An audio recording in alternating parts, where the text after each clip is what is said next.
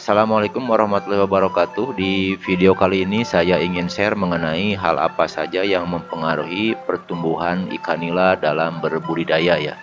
Jadi ada dua hal yang mempengaruhi pertumbuhan ikan nila, yaitu faktor internal atau faktor dari dalam, dan yang kedua adalah faktor eksternal atau faktor dari luar ya. Untuk faktor internal merupakan faktor yang berasal dari dalam tubuh makhluk hidup itu sendiri, yaitu faktor gen dan hormonal ya. Contohnya jenis kelamin, umur, keturunan atau genetik, atau bisa juga parasit dan penyakit ya. Kemudian yang kedua yaitu faktor eksternal yang merupakan faktor yang berasal dari lingkungan. Contohnya seperti makanan atau nutrisi ya, dalam hal ini pelet ya. Kemudian suhu, kemudian pH, cahaya, DO, amoniak, nitrit, nitrat, dan sebagainya. Untuk faktor internal yang ingin saya sampaikan hanya dua hal ya, yaitu jenis kelamin dan umur.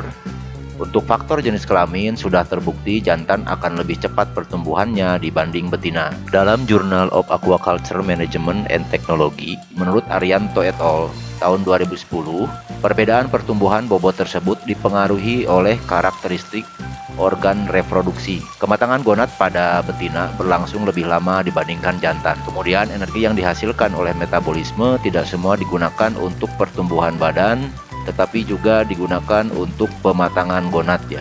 Dan dalam pemanfaatan energi pertumbuhan ikan betina lebih banyak untuk pematangan gonad ya daripada ikan jantan. Jadi gonad ikan ini adalah organ reproduksi ikan yang menghasilkan sel telur atau ovum pada ikan betina dan sel sperma atau spermatozoa pada ikan jantan. Menurut Astutik 2004 diketahui pertumbuhan ikan nila jantan lebih cepat 20% dibandingkan ikan nila betina. Komposisi rendemen daging pada ikan nila jantan juga lebih banyak ya dibandingkan dengan nila betina. Kemudian yang kedua yaitu faktor umur ya.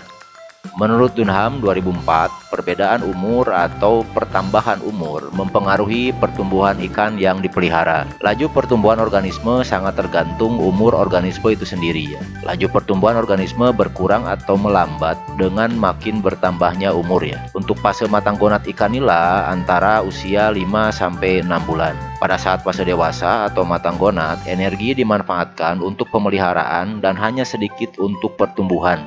Makanya jangan heran ya kalau ikan yang sudah dewasa jauh lebih lambat pertumbuhannya dibandingkan dengan ikan belum dewasa.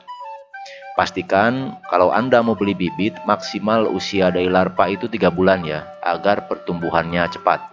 Kemudian untuk faktor eksternal yang ingin saya sampaikan di sini hanya satu hal, yaitu suhu ya. Untuk suhu optimal akan membuat ikan memiliki metabolisme optimal juga ya, yang berdampak baik pada pertumbuhan dan pertambahan bobot ikan. Menurut Stickney 2000, dalam literatur berjudul Suhu terhadap fekunditas telur ikan nila, suhu rendah akan mengakibatkan laju metabolisme ikan menjadi lambat dan menyebabkan nafsu makan ikan menjadi menurun dan akhirnya ikan akan mengalami pertumbuhan yang lambat. Kemudian menurut Sucipto dan Prihartono dalam jurnal ilmiah Universitas Batanghari Jambi tahun 2016, suhu mematikan atau lethal ikan nila berkisar antara 10-11 derajat Celcius selama beberapa hari ya. Kemudian untuk suhu di bawah 16-17 derajat Celcius akan menurunkan nafsu makan ikan. Sedangkan untuk suhu di bawah 21 derajat Celcius akan memudahkan terjadinya serangan penyakit ya. Untuk suhu yang optimal adalah berkisar antara 28-32 derajat Celcius.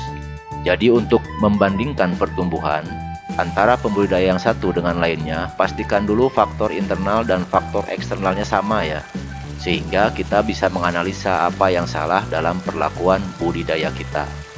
Sekian apa yang bisa saya sampaikan, semoga bermanfaat. Wassalamualaikum warahmatullahi wabarakatuh.